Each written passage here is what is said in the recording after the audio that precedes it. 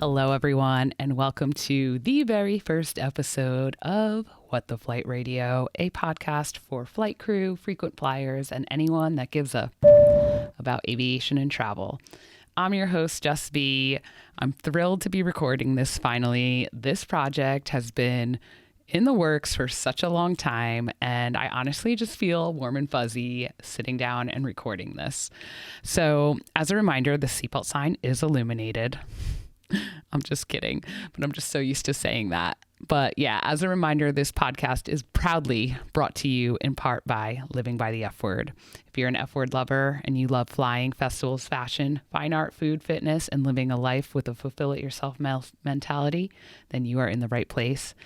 I do ask that you please consider being my friend on social media at WT Flight Radio. That's at WT Flight Radio or What the Flight Radio. You can find me on all social platforms. And of course, you can also follow my brand account, which is at Living by the F Word. Once again, on Instagram, that is at Living by the .F Word. But if you search Living by the F Word, you will find it. So I'm going to have my social links linked in the show notes if you decide you want to connect with me. But in today's episode, I'm going to be talking about my aviation story so that you can kind of get a better understanding of my background with travel and how I got into solo travel, my aviation career thus far, from becoming a flight attendant to becoming an initial training instructor to getting furloughed to then getting recalled and requalified. So it's been quite turbulent the last year, and I really want you to get to know me as a host and just kind of understand my story before we dive into topics that I may help you with in future episodes. Also, before this episode takes flight, it's super important that you receive a safety briefing about the rules and regulations of this podcast. Please fasten your seatbelt in case we hit unexpected turbulence. Topics. After all, we are flying freely around the World Wide Web, from Apple Podcasts to Spotify, SoundCloud, and YouTube. And while it's very unlikely, it's still absolutely possible that we may leave smooth air. So for your safety and the safety of all listeners, please ensure that your attitude was checked with your extra baggage. I'm so corny, you guys. I hope you enjoy it. But yeah, all corny jokes aside, and in all seriousness, can I even talk today? I am tripping over my words. In all seriousness, though, I just want to really express my gratitude for you taking a listen to this podcast or watching on YouTube, whatever you're doing. I really, truly appreciate you being here and tuning into the radio show today. And I just want you to know that this has been an idea for so long. And so it really, honestly, from the bottom of my heart, means so much that you are here. And I truly value each and every listener, anyone that's going to contribute to this podcast, anyone that is a part of this community. I just want you to know that you are very much welcomed here, and I really am happy that you're here. So we have a wheels up time in just a few minutes, but before we take off, I would like to ask that if you enjoyed today's episode, please consider sharing it with your friends. Get it out there on your stories on Instagram, tweet it up, make sure you tag me so I could reshare it. If you're flight crew, share this shit like you would do drama on the jump seat. I know you guys know what I'm talking about. I know you guys know how to spread things like wildfire. So please, please, please help me out. Word of mouth is going to help me, and your support is truly appreciated.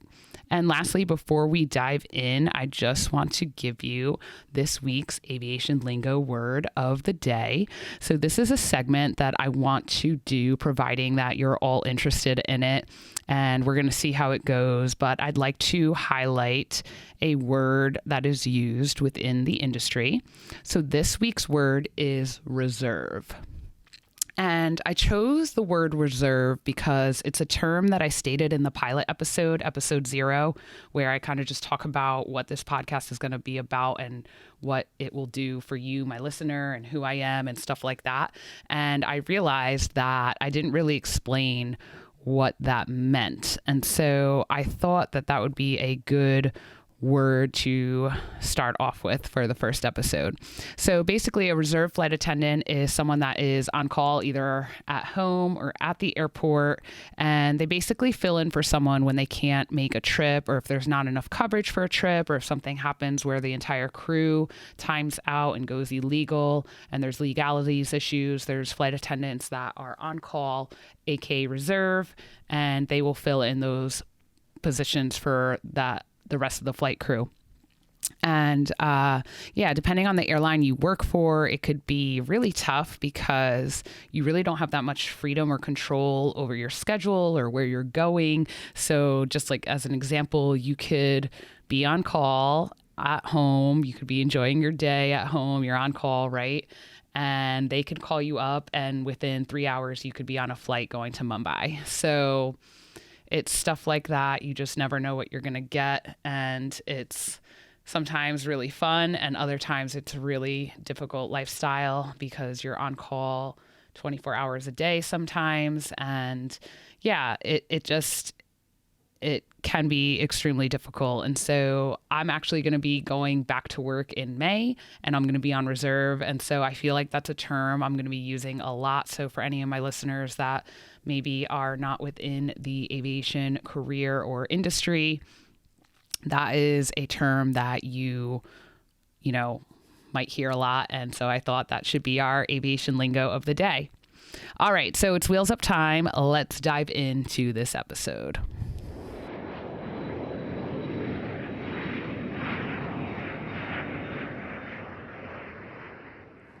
So I basically am going to be just walking through my travel history.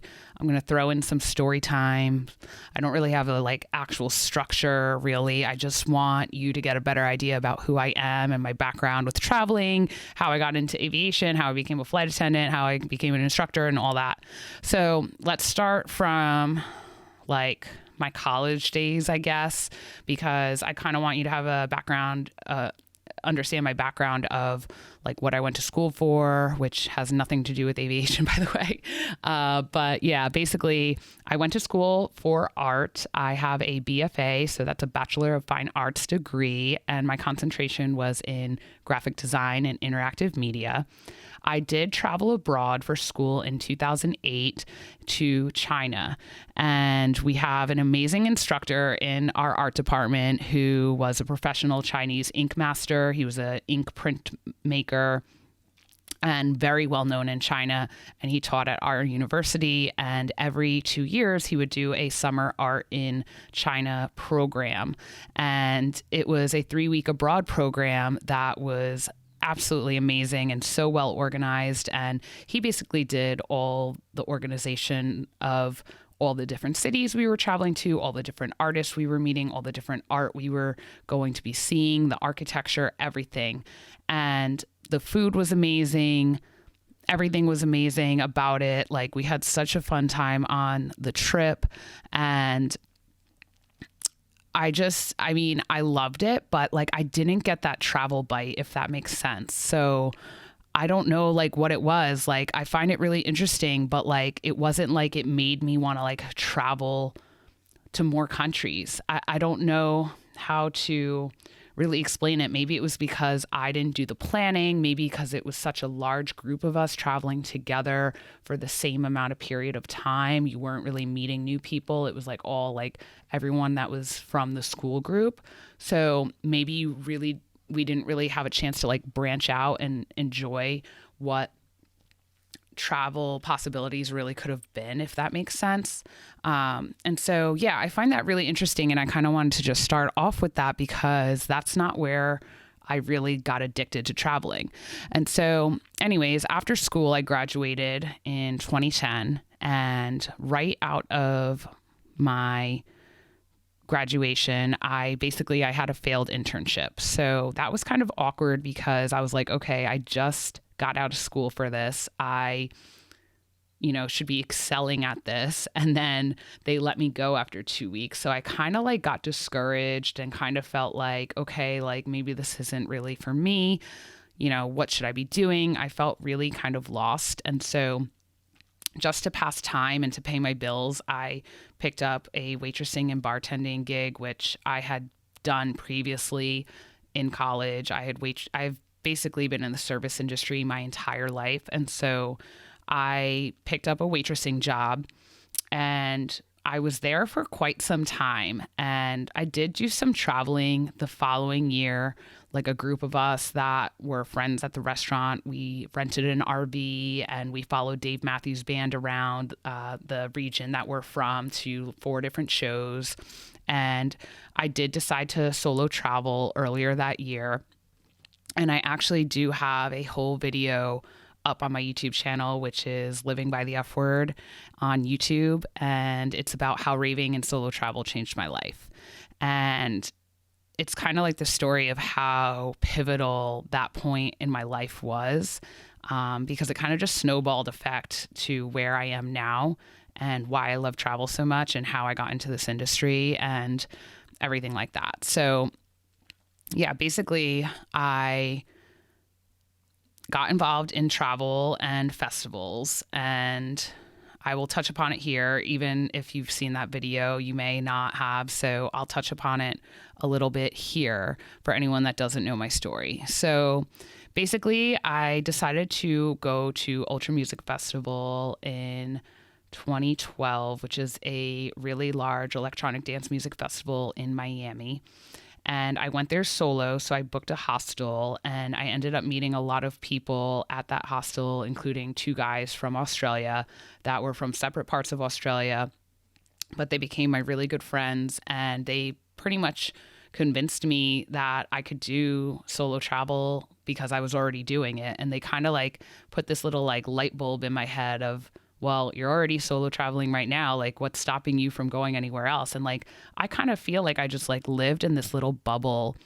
I lived in, this bubble of typical standard Americans. Some Americans don't ever even leave their state. You know what I mean? And some people from America, they don't even leave where they grew up. In fact, I still live where I grew up, which is so crazy to think about, but I really am like well traveled now. But yeah, I just feel like, I don't know, maybe like you're taught like, oh, traveling alone is dangerous or whatever. But like, yeah, I basically was just like a typical, and I don't want to say typical because not everyone is like this. There's plenty of American people and people that I'm friends with from America that travel, but I just like feel like I just never really got out there, And so they kind of put this idea in my head of like, yeah, you should come to Australia and like, we'll go to festivals, and yeah, you should travel, and you should do all that. And so I did. I actually went to Australia with them. I planned a whole like solo backpacking trip around Australia. I met up with them in their cities that they were from. I went to festivals with them, and basically one of them was booked on another festival in America on a cruise ship, which is called Groove Cruise. And yeah, this is kind of just like how I really got into traveling, was because of music festivals. I became obsessed. I just always wanted to travel to as many festivals as I could. So I basically just started like binge traveling to festivals. So like in 1 year alone, I did Groove Cruise. I met so many people on there. I attended every single year basically since. So now it's almost like 8 years later or whatever it is, 9 years later, and I've been going every year.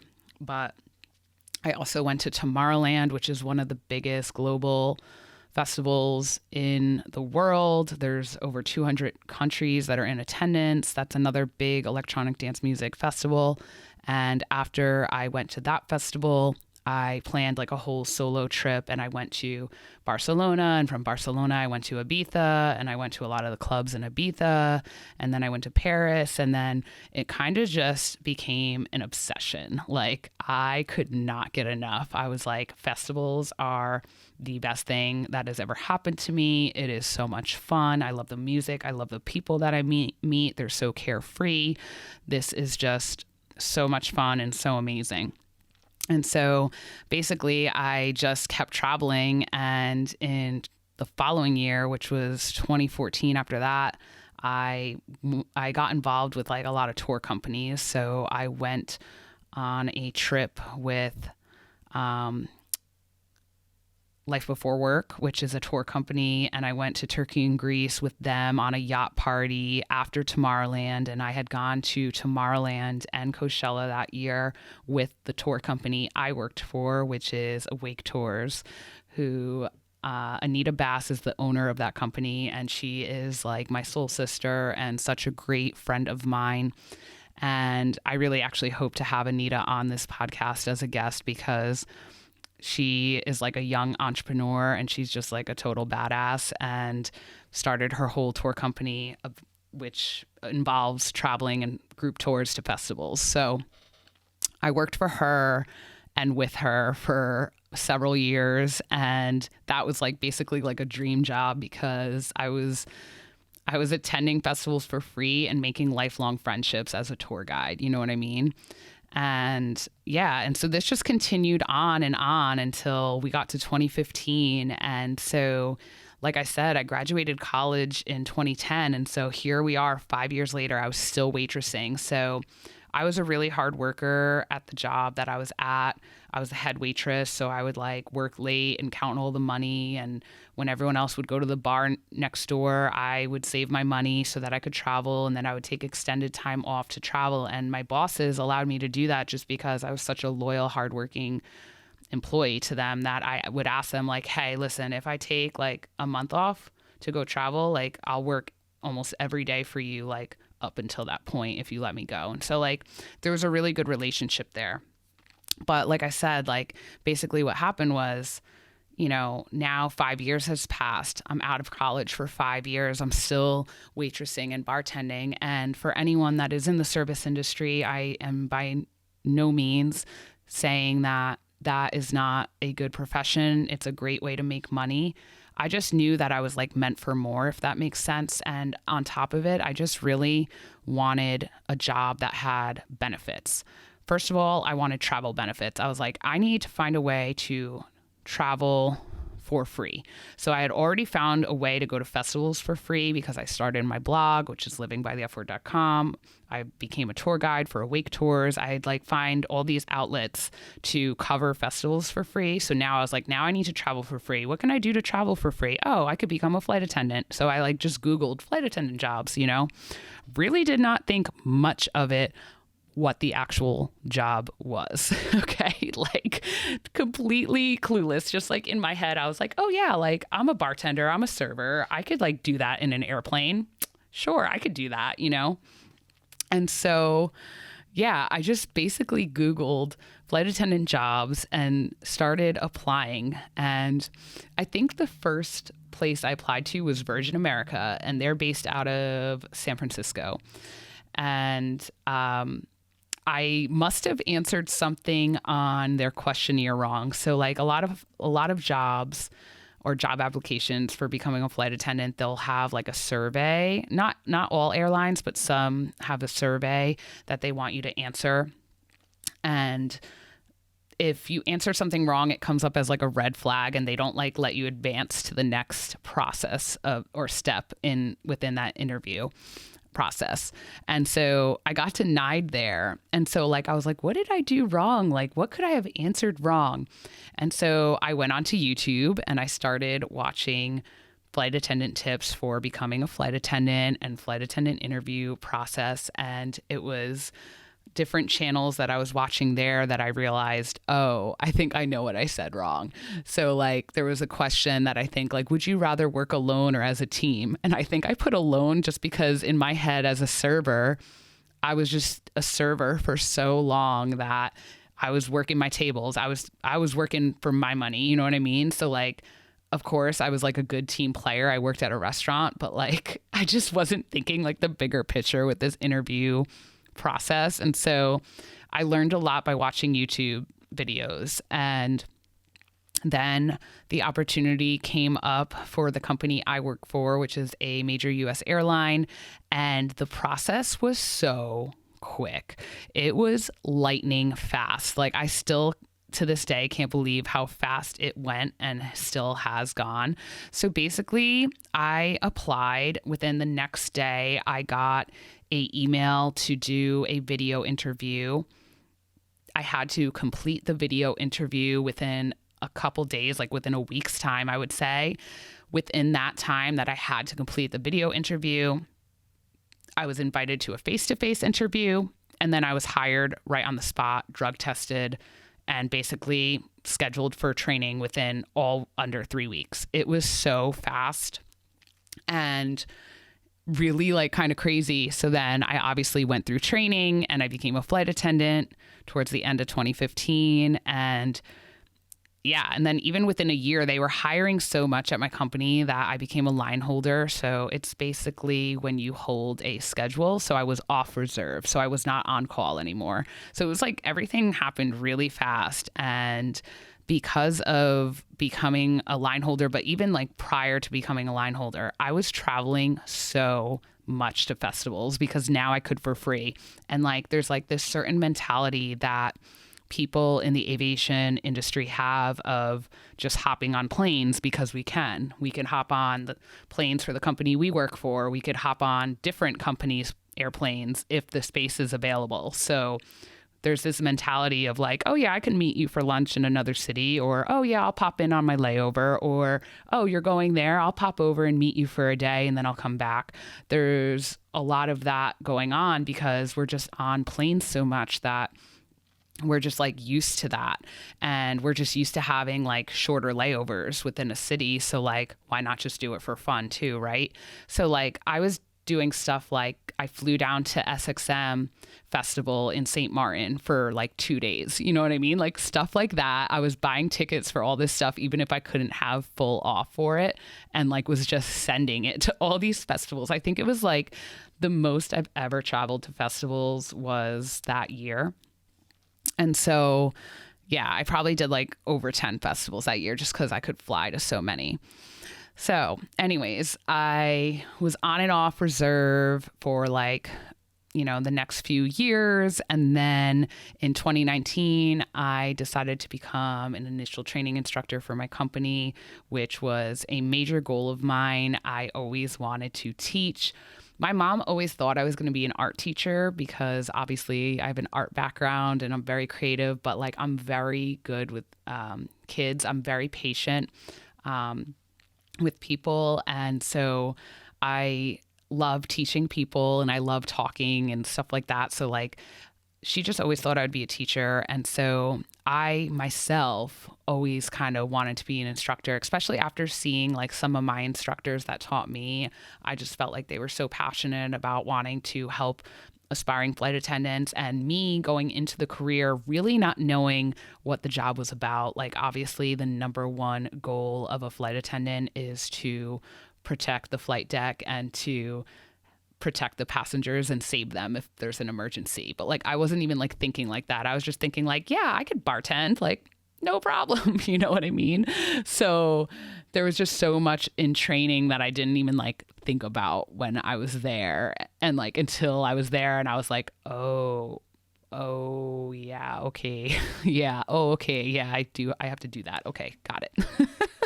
So it was like a big wake up call, you know what I mean? Like, and I just had so much respect for my instructors.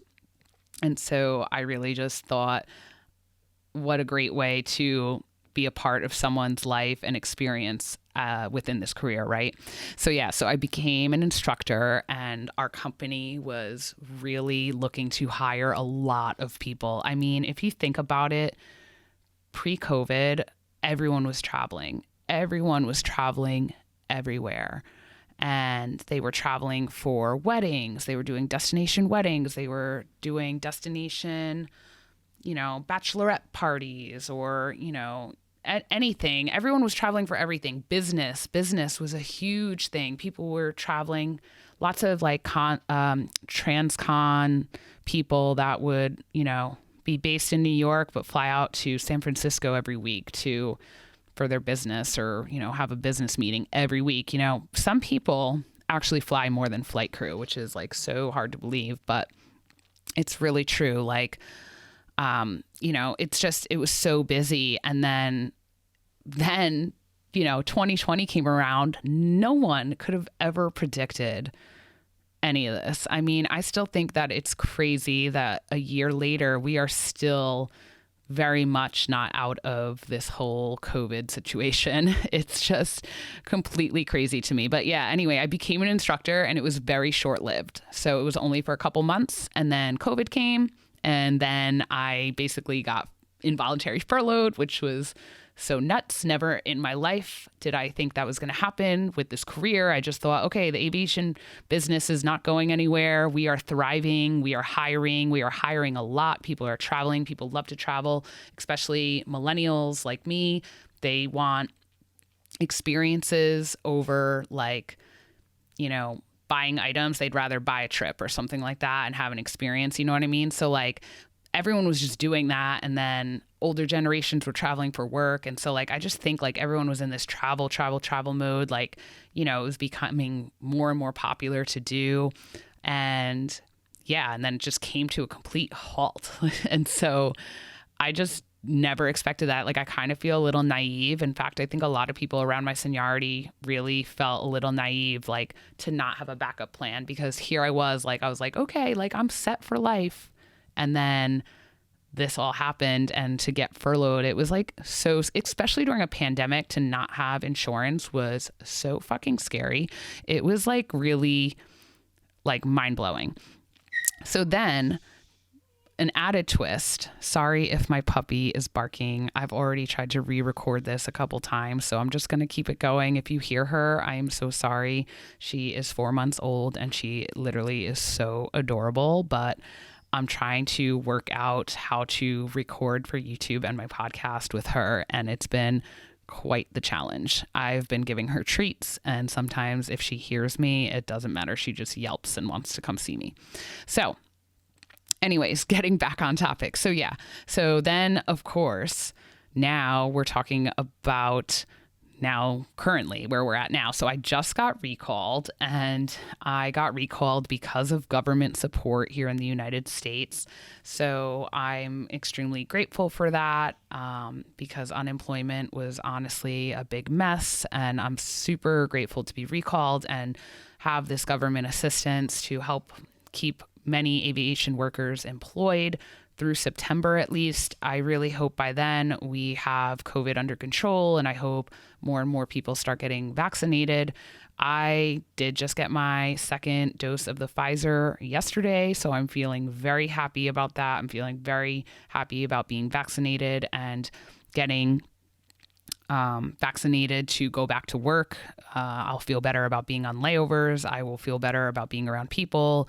It just is a good thing, in my opinion, to be vaccinated. And I really hope that a lot more people choose to get vaccinated. I feel like right now, especially in the United States, there's not enough people that are wanting to get vaccinated. And I think it's just going to really halt this, progression of getting through COVID even longer, which honestly, is upsetting to me, but I understand why some people choose not to get vaccinated.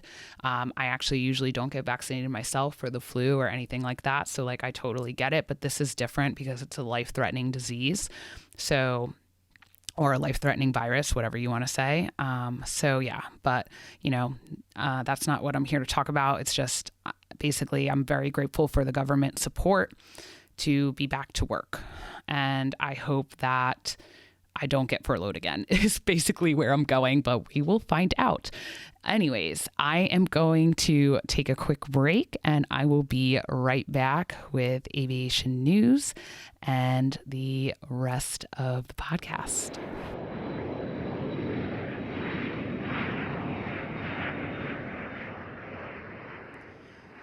All right, you guys. So welcome back for aviation news. This is a segment that I'd like to do weekly, providing that it's a topic that you're interested in. So please let me know if you're interested in hearing this segment of aviation news. I just thought that it would be cool to talk about some highlights of what is going on in the aviation world. And yeah, if you're interested, please let me know. If you're not, please let me know, because I don't want to, put in stuff that you don't want to listen to. But basically, since this is the very first episode, this particular segment, I'm going to be talking about April 2021 updates as a whole. But in future episodes, I'll be strictly keeping it to a weekly news format. So right now, I'm going to be going over kind of like a summary of what has happened in April. So starting off, JetBlue is hiring flight attendants. This is massive. This is great news for JetBlue. This is really, really good. This means that they are thriving. And of course they're thriving. It's because they are primarily a domestic airline within the United States. So they're hiring probably because they are seeing more of a demand, especially with summer travel coming back. And especially because a lot of Americans are basically stuck within the United States. Like, unless they get vaccinated, they can't really travel overseas. And there's still a lot of travel restrictions. So I'm sure that is why they're hiring. I'm not really sure the whole story, but basically JetBlue is hiring. So if you had a dream of becoming a flight attendant, head over to their website and apply. Or if you have your heart set on another company, just wait it out, because I'm telling you, once we do get through COVID, travel is going to be back with a vengeance, and it literally is going to be so fucking insane. I feel like every airline is going to be hiring because there's just going to be such a big demand. It's going to be crazy the amount of traveling people want to do. So next up, we have United is hiring pilots, and they also announced that they're committed to hiring at least 50% female pilots and or 50% people of color. So check out their AV Academy program for more details. So there's some like controversial articles out there about this as well, because I don't know, people are saying that like United is trying to be woke or something. I don't even know what that means. I know people are probably going to laugh and be like, oh girl, like really? But like, yeah, I don't know. I thought this was kind of cool that they're hiring and that they're committed to making sure people that typically are underrepresented. So basically people of color and females, they are very underrepresented in a lot of industries. First of all, not just like a lot of industries, not just the aviation industry. So I think that that's really cool that they're trying to do that. Okay, the next thing up is SWA. So Southwest Airlines announces that they are returning service to IAH in Houston, in addition to HOU. Also, for the month of April, SWA celebrated their 50th birthday, and United Airlines celebrated their 95th birthday. So that's pretty cool. Happy birthday to those airlines.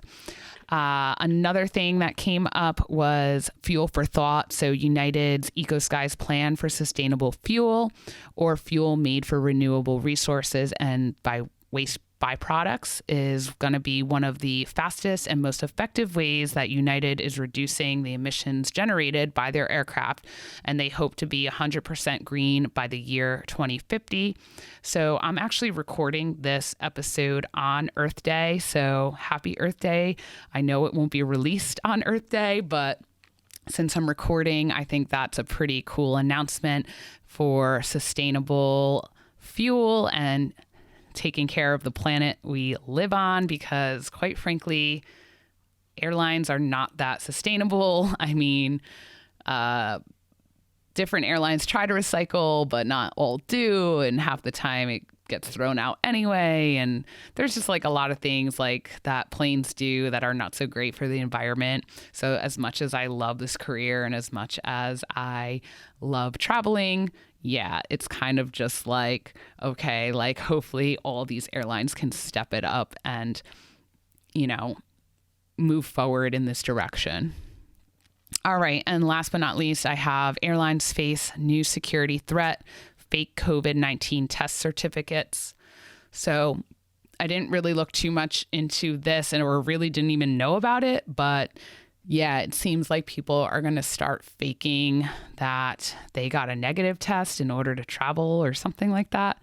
Yo, people are so insane. Like, it is just so crazy. Like, I feel like the further we go on in society, like the more clever people get. And to actually like fake that you got tested for COVID and whatever and how it came out is just like beyond me. So I thought that was really interesting.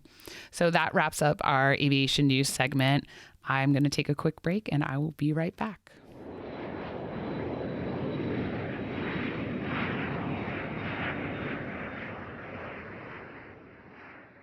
All right, so that pretty much wraps up episode 1, my aviation story. I hope you enjoyed this episode and learning a little bit about me and my career, my travel background. I'm sure there's way more I could have talked about. I'm trying to keep the episodes to 30 minutes to an hour. It really will all depend on the topic and if I have a guest. So I really hope this was like a nice, happy 30-minute episode for you. I'm really looking forward to seeing you in the next episode. Don't forget to connect with me on social media. Don't forget to subscribe to my YouTube channel, all that good stuff. I will see you in the next episode. So happy to be doing this and sharing all this awesome information with you. Oh, my puppers is barking again, so it's time for me to go. See you guys in the next episode. Bye.